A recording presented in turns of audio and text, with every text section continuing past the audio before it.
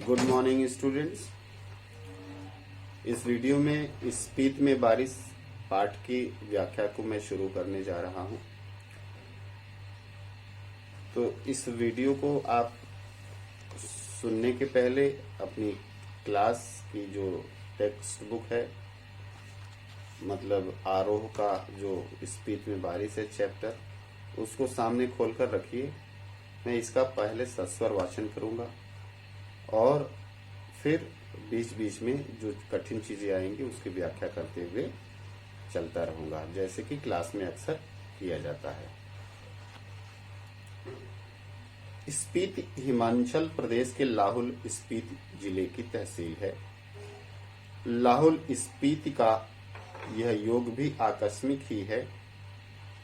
इसमें बहुत योगायोग नहीं है। योगायोग का मतलब है कि ये जो लाहुल और स्पीति का जो संयोग है, दोनों शब्द जो एक साथ प्रयोग किए गए हैं, ये आकस्मिक मतलब कि संयोगवश है। इसमें बहुत इसका कोई उद्देश्य, कोई रीजन नहीं है कि लाहुल अलग और स्पीति अलग। तो ये हिमाचल प्रदेश की लाहुल स्पीति जिले की एक तहसील है जिसका नाम है स्पीति। ऊंचे दर्रों और कठिन रास्तों के कारण इतिहास में भी इसका नाम कम रहा है। स्पीति का नाम अलंघ्य भूगोल यहाँ इतिहास का एक बड़ा कारक है।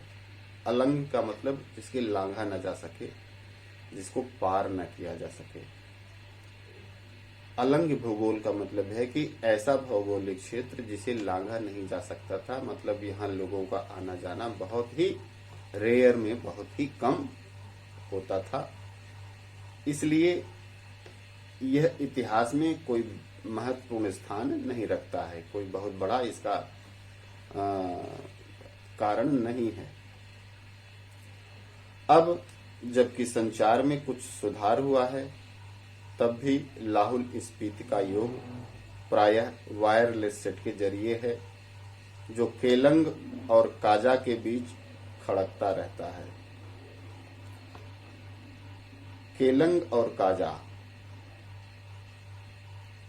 ये दोनों भी स्थान के नाम हैं और लाहुल स्पीति के में जो वायरलेस सेट आने की वजह से, आज संचार की वजह से, यहाँ की जो जानकारी है वो केलंग और काजा, जो कि इस क्षेत्र का मुख्य प्रशासनिक मुख्यालय है, वहां पर ये पहुंचता रहता है। यहाँ इस क्षेत्र की खड़कता रहता है का मतलब कि वहां की सूचना यहाँ पर अक्सर आती रहती है, जो कि पहले नहीं आया करती थी। फिर भी केलंग के बादशाह को भय लगा रहता है कि कहीं काजा का सूबेदार उसकी अवज्ञा तो नहीं कर रहा है। तो ये लेखक प्राचीन समय की बात कर रहा है कि केलंग एक राज्य था और उसी का ये सूबा था काजा, और काजा के अंतर्गत लाहुल स्पीति जिला भी था, और इसी लाहुल स्पीति जिले में स्पीत एक तहसील का नाम है। तो उसी क्रम से जो केलंग का जो राजा था वो अक्सर भयभीत रहता था, क्योंकि कोई आवाजाही नहीं थी, वहां की कोई सूचना पहले नहीं मिलती थी। तो वो भयभीत रहता था कि कहीं ये काजा के अंतर्गत जो लाहुल स्पीति आता है, तो ये काजा का जो सूबेदार था वो कहीं उसके आदेशों की अवहेलना तो नहीं कर रहा है, अर्थात उसके आदेशों को मानने से इनकार तो नहीं कर रहा है, या फिर कहीं बगावत करने वाला तो नहीं है। बगावत का मतलब विद्रोह। लेकिन सिवाय वायरलेस सेट पर संदेश भेजने के वह कर भी क्या सकता है। मतलब इसके अलावा कोई चारा इसलिए नहीं है क्योंकि किसी का आना जाना बहुत कठिन है इस क्षेत्र में।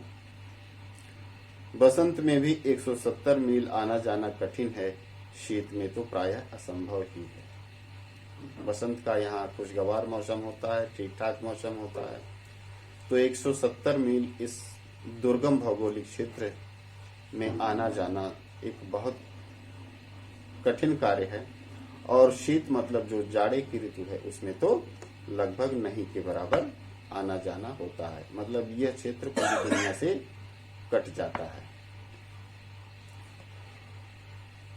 अब दूसरा पैराग्राफ, प्राचीन काल में शायद स्पीति भारतीय साम्राज्य का अनाम अंग रही है। अनाम अंग का मतलब है जिसका कोई नाम ना हो, मतलब एक छोटा सा अनजाना सा अनाम सा एक क्षेत्र जो कि भारतीय साम्राज्य में शामिल रही है, जिसका कोई महत्वपूर्ण स्थान नहीं था।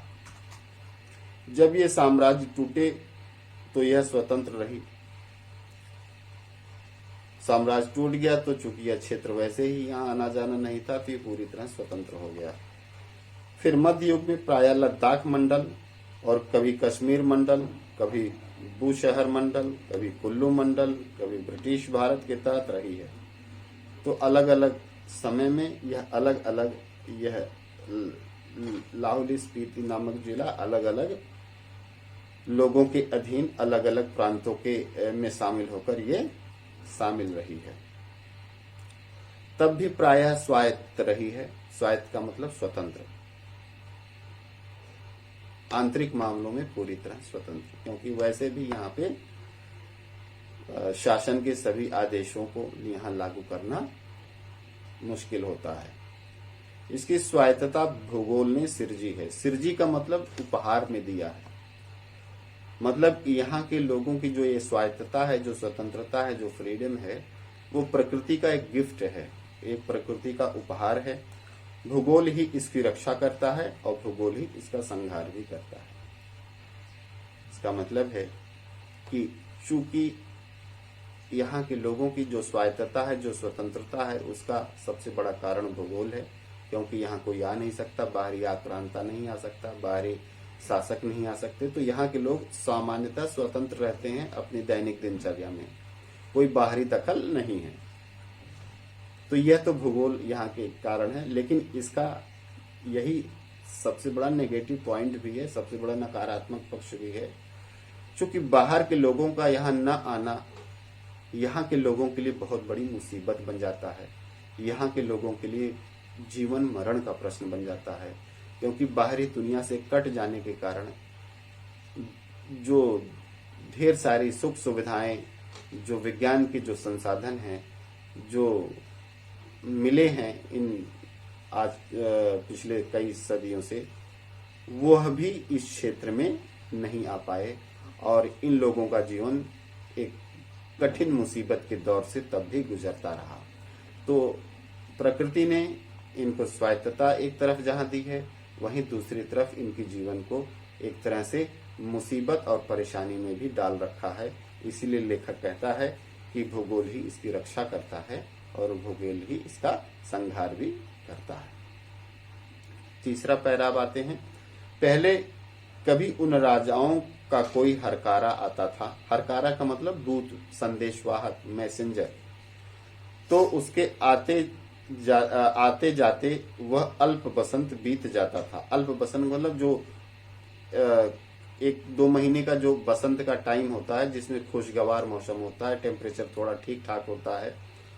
तो हरकारा आता मतलब दूत बाहर का आता था शासक का, तो आने जाने में ही वो बसंत बीत जाता था। कभी कोई जोरावर सिंह जैसा, जोरावर सिंह यहाँ का आक्रमण, यहाँ जिसने आक्रमण किया था, एक आतताई आक्रांता था, जोरावर सिंह आता था। तो स्पीति का तरीका वही था जो तुप चिलिंग गोनपा में मैंने देखा। तुम चिलिंग गोनपा एक जगह का नाम है। जब डायनामाइट का विस्फोट हुआ तो लाहुली हदस कर, आंख बंद कर, चांगमा का तना पकड़कर या एक दूसरे को पकड़कर बैठ गए। लेखक कहता है कि जब वो वहां पे सड़कें बनने शुरू हुई, तो सड़कों बनने के लिए वहां पे पहाड़ों को तोड़ने के लिए डायनामाइट का जब इस्तेमाल किया गया तो वहाँ के लोग बहुत भयभीत हो गए थे कि ये क्या चीज़ है, और डर कर भयभीत होकर वो दुबक गए थे, सिमट गए थे, और उनके अंदर एक बहुत बड़ा भय समा गया था। जब धमाका गुजर गया तो फिर डरते डरते आंख खोलकर उठे। मतलब उनको वह आक्रमण याद आ गया जोरावर सिंह का, जब उसने इस क्षेत्र पर किया था कि किसी का आक्रमण तो नहीं हो गया, इतने बड़े बड़े विस्फोट हो गए, तो डर के मारे दुबक गए थे। जोरावर सिंह के आक्रमण के समय स्पीति के लोग घर छोड़कर भाग गए। उसने स्पीति को और वहां के विहारों को लूटा। यह अप्रतिकार शायद स्पीति की सुरक्षा की पद्धति है। तो जब जोरावर सिंह आया होगा तो यहाँ के लोग डर के मारे भाग गए थे, तो खाली घरों को, विहारों को, विहार जो वहाँ चूंकि बौद्ध रहते हैं तो बौद्धों का जो पूजा स्थल होता है वो उसे विहार कहते हैं, तो उनके घरों को और पूजा स्थल अर्थात विहारों को उसने लूटा। अप्रतिकार, अप्रतिकार का मतलब होता है बदला, और अप्रतिकार का मतलब यह बदला न लेने की प्रवृत्ति।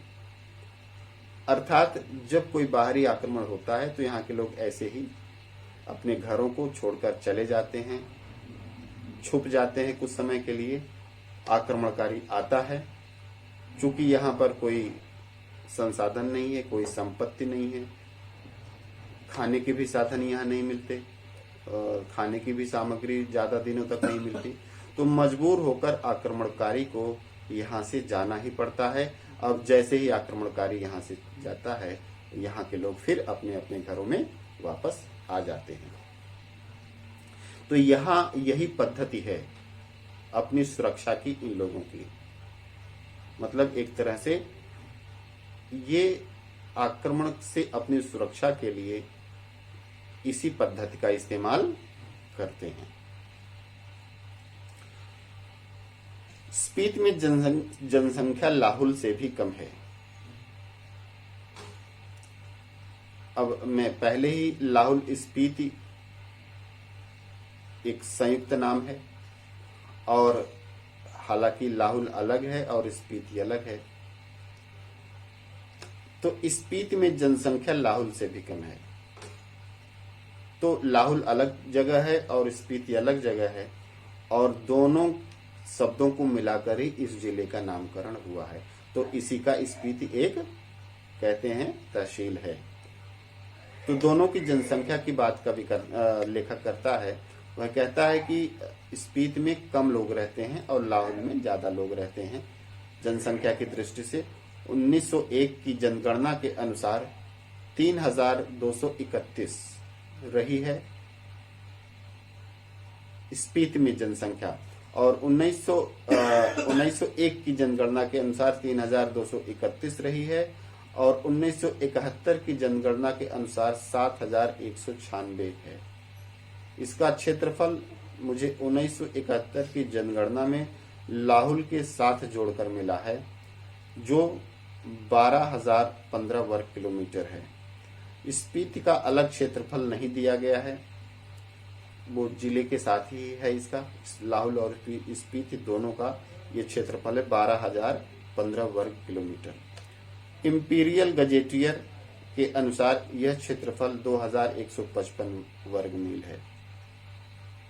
इस तरह स्पीति की जनसंख्या प्रति वर्ग मील 4 से भी कम है, अर्थात 1 वर्ग मील में 4 लोग से भी कम रहते हैं। इतना वीराना, इतना सन्नाटे और इतना कहते हैं कि ऐसा क्षेत्र है जहां पर आपको दूर दूर तक कोई नजर ही नहीं आएगा। 1 वर्ग मील में केवल 4 व्यक्ति रहने वाले। 1901 में यह प्रति वर्ग मील 2 से भी कम थी, तो 1971 में यह 4 हो गई, जो कि 1901 में केवल 2 लोगों की पॉपुलेशन डेंसिटी थी। लाहुल स्पीति का प्रशासन ब्रिटिश राज से भारत को जस का तस मिला। जो लाहुल स्पीति जिला है इसका जो एडमिनिस्ट्रेशन ब्रिटिश राज से भारत को ट्रांसफर हुआ। जैसे कि भारत का जब स्वतंत्र हुआ 1947 में, तो अंग्रेजों ने यहाँ का प्रशासन यहाँ के स्थानीय शासन को सौंपा। अंग्रेजों को यह 1846 में कश्मीर के राजा गुलाब सिंह के जरिए मिला। तो अंग्रेजों के पहले यह यहाँ पे किसका शासन था? महाराजा गुलाब सिंह का शासन था, जो कि कश्मीर के राजा थे। अर्थात अंग्रेजों के पहले लाहौल स्पीति जो था वो कश्मीर राज्य का अंग था और यहाँ के राजा गुलाब सिंह थे। अंग्रेज इनके जरिए पश्चिमी तिब्बत के ऊन वाले क्षेत्रों में प्रवेश चाहते थे। तिब्बत में अंग्रेजी साम्राज्य के दूरगामी हित भी थे। जो भी हो, 1846 में कुल्लू, लाहौल स्पीति ब्रिटिश अधीनता में आ गए। पहले सुब्रिटेंडेंट के अधीन थे, फिर 1847 में वे कांगड़ा जिले में शरीक कर लिए गए। लद्दाख मंडल के दिनों में भी स्पीति का शासन एक नोनो द्वारा चलाया जाता था। नोनो यहाँ का एक स्थानीय शासक है, मतलब कि यहाँ के जो स्थानीय एडमिनिस्ट्रेशन देखता था उसे, उसका नाम नोनो था, उसे नोनो के रूप में लोग यहाँ जानते थे। इस नोनो का जो अधिकार क्षेत्र केवल द्वितीय दर्जे के मजिस्ट्रेट के बराबर था, लेकिन स्पीत के लोग इसे अपना राजा मानते थे। राजा नहीं है तो दमयंती जी को रानी मानते हैं, मतलब कि उसकी पत्नी को ही वो शासक मानते थे। जो नोनो था, अगर वो नहीं रहता था उस क्षेत्र में, तो उसकी पत्नी ही वहां की शासक के रूप में वो वहां के लोग मानते थे।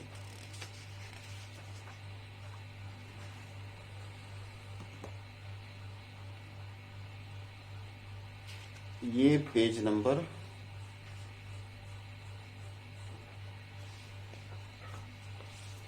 70 और 71, ये दो पेज आज मैंने इसकी व्याख्या की। शेष व्याख्या मैं अगले वीडियो में करूंगा।